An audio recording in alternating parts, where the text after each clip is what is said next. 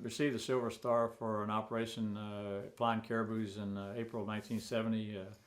The Caribou's main mission was to resupply and support Special Forces camps. And so there was a Special Forces camp called Dak Siang that was north of Pleiku, and it was being overrun by North Vietnamese troops. The airfield had been used by C-130s to resupply the camp, and that had been overrun, so they couldn't use 130s. They were using helicopters to resupply the camp, and the enemy had gotten into the barbed wire of the camp, and so they couldn't use the helicopters anymore either because it was too dangerous for them to go in there. So we got a call from, I was a captain and I had a lieutenant colonel. I was checking out in airdrops down in the central part of Vietnam, and we got a call over the HF radio to emergency divert to Pleiku. There was an operation going on up there that we needed to be involved in. Didn't have any idea what it was, so we diverted up there, and they had brought in about 6 to 8 or more caribous from different, wherever they could get them from, to as an emergency to go in there. We got briefed on it that the camp was, which we'd been into before, is on the runway, but never in this kind of a high threat environment, but that they were being overrun. Enemy was into the barbed wire of the camp, that we needed to go in and drop supplies to ammunition, water, food for the guys that were in the camp. There was a Special Forces unit in the camp, Americans, and they had Montagnards also with them inside the camp. So we went in, for the next several days, we went in resupplying the camp, making airdrops, and our parameters were 300 feet above the ground, about 100 to 110 knots, and the load that we carried was on rollers. They were palletized loads on rollers. We had them strapped down en route. When we got to the target area, the crew chief would unstrap the loads, and the way we got them out, they had a parachute on top of the pallet with a static line attached to the top of the airplane. So we'd make our run, we'd hit the parameters we wanted, we'd pull the nose up on the airplane, call green light, and the load would free fall out, the rollers out the back end, static line would open, parachutes would open, and the supplies would go down to the camp. Once the load was clear, the crew chief said the load was clear, would roll off and then go full power and jink like crazy trying to get out of the target area without being hit.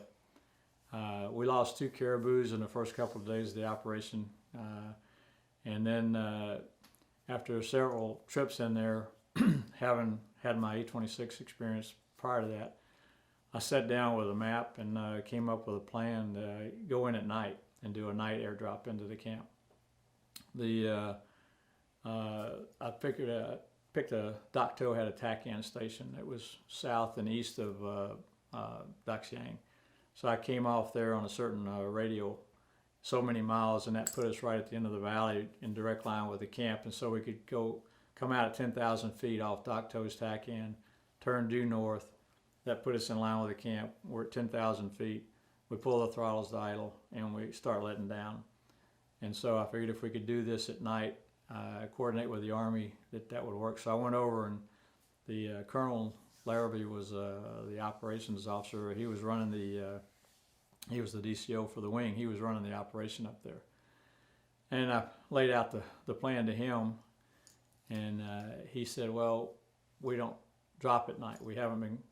Nobody's qualified to airdrop at night. And so he said, well, we'll give it a shot. He said, we'll go in tonight and do it, try it out, and see if it works, and then and we'll see where we go from there.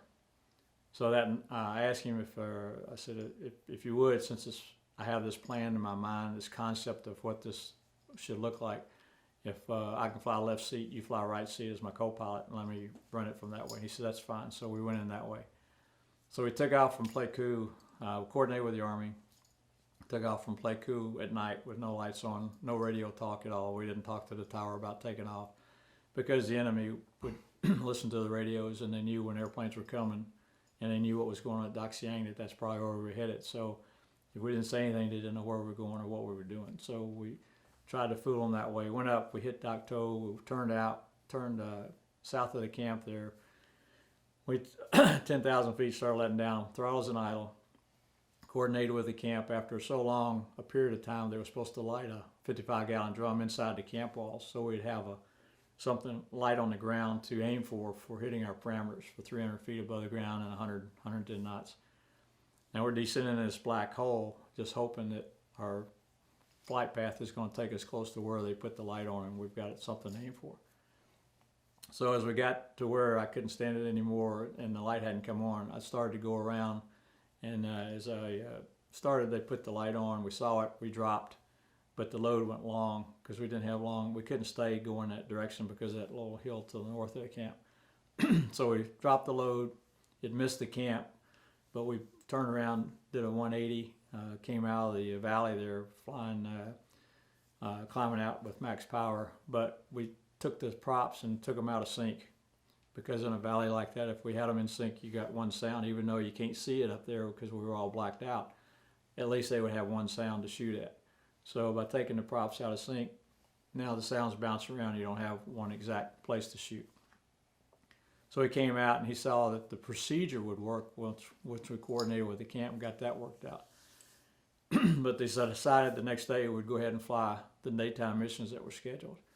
We lost another airplane. A Caribou was shot down that day, and that was our third crew that was shot down. So he decided, he in coordination with the Army decided we'd start with airdrops at night. They needed, starting out, they needed 6 missions a night to fulfill enough supplies into the camp to keep them going. So there were 2 other guys, Neil, Chris, and Tom Boehm and I, who had the most time in the airplane. So the 3 of us took 2 flights a night, and we did 6 missions total, 2 apiece.